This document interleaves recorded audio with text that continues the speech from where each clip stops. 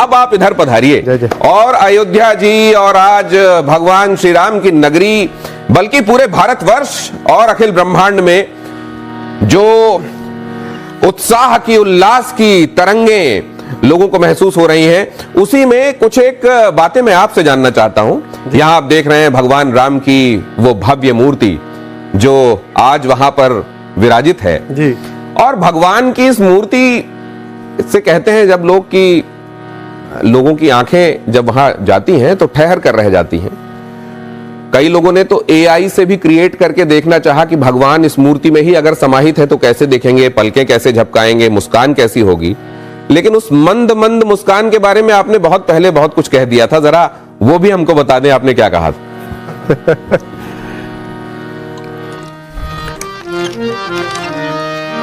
ये भाव तो भक्तों का युगों से है। आप ये स्वरूप देखिए, है तेरी मंद मंद मुस्कनिया पे, तेरी मंद मंद मुस्कनिया पे बलिहार राघव जो, बलिहार राघव जो।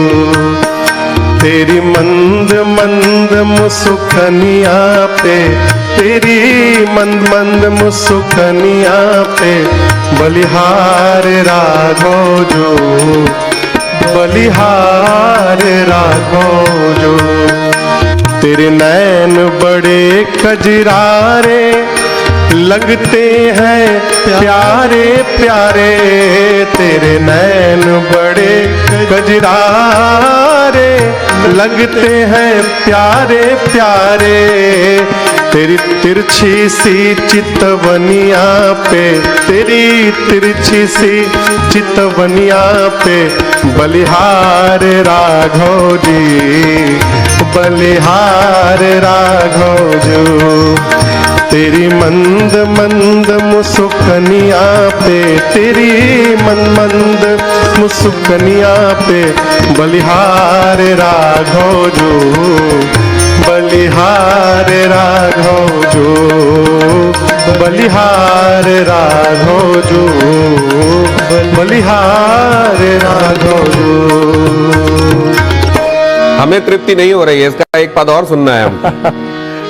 तेरे बाल बड़े घुंघराले बादल हो कारे कारे, तेरे बाल बड़े घुंघराले बादल हो कारे कारे।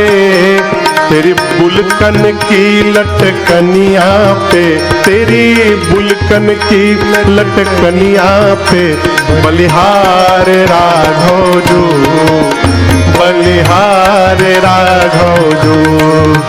तेरी मंद मंद मुस्कनिया पे, तेरी मंद मंद मुस्कनिया पे बलिहार राघव जो, बलिहार राघव जो, बलिहार राघव जो, बलिहार राघव। अभी हमारे सरकार बाल रूप में है। विवाह के बाद भक्त कल्पना करते हैं जब मैया आपके बामांग में आकर विराजमान होंगी तब कैसा लगेगा।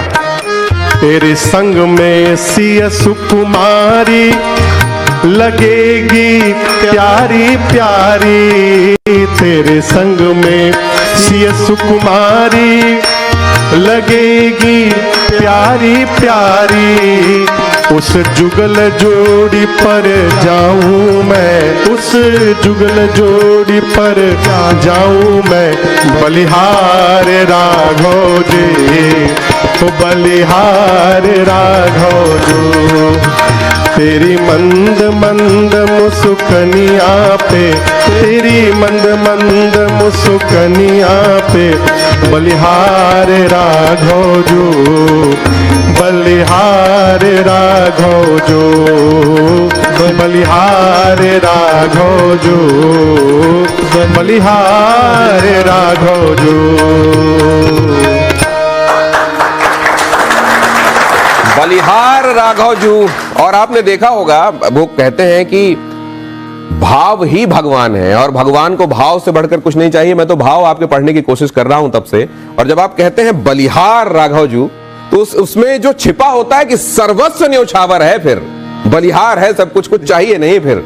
और इसीलिए शायद इस देश ने बार बार ये कहा है कि जो राम का नहीं वो किसी काम का नहीं। जी जी। तो लेकिन मैं उधर आपको एक बार फिर ले चलूं, पिछले साल, वो तो खैर अंकित है इस तरीके से जैसे कल ही की बात है। देखिए लोगों के अश्रु रुक नहीं रहे थे, वो जो राम से किसी भी तरीके से जुड़े हुए देखिए वहां थे, और उनको ये लग रहा था कि उनका जीवन इस मौके पर वहां मौजूद होकर धन्य हो गया। और जब आपने ये होते हुए देखा था, भगवान राम का अगर नाम ले ले कोई, उनका ध्यान कर ले, तो रोमांच हो जाता है और अश्रुधारा निकल जाती है। और ऐसे में तो देखिए यहां पर ये अब इस बात को 1 साल हो रहा है, आप कह रहे हैं 11 साल तक लगातार उत्सव चलेगा। ये इसी तरीके से पुलकित होते रहेंगे लोग हर क्षण। जब जब इस समय का स्मरण होगा, तब तब जीवन में, शरीर में रोमांच होगा। और केवल यहां नहीं, मेरा ऐसा मानना है कि पूरे विश्व में जहां जहां सनातनी होंगे, इस दृश्य को देखने के बाद ऐसा कोई सनातनी नहीं होगा जिसके रोम पुलकित नहीं होंगे और उनकी आंख से आंसू नहीं निकले होंगे। राम जी मानस में अपने भक्त का लक्षण बताते हैं कि मेरे भक्त का क्या लक्षण है। प्रभु कहते हैं, मम गुण गावत पुलक शरीरा गद गद गिरा नयन बहनीरा। भगवान के भक्त का लक्षण है, कहे तो आइडेंटिफाइंग कैरेक्टर है, कि वो जब जब भगवान का गुणगान करता है, श्रवण करता है अथवा दर्शन करता है, नाम रूप लीला धाम चारों में से किसी के भी आश्रम में पहुंचता है, उसके शरीर के एक एक रोम पुलकित हो जाते हैं, वाणी अवरुद्ध हो जाती है। और जब वाणी का काम समाप्त होता है, फिर नेत्र बोलना प्रारंभ करते हैं और नेत्र से झरझर अश्रुपात होने लगता है। तो ये सब उसी भगवत भजन, उनकी कृपा का परिणाम है।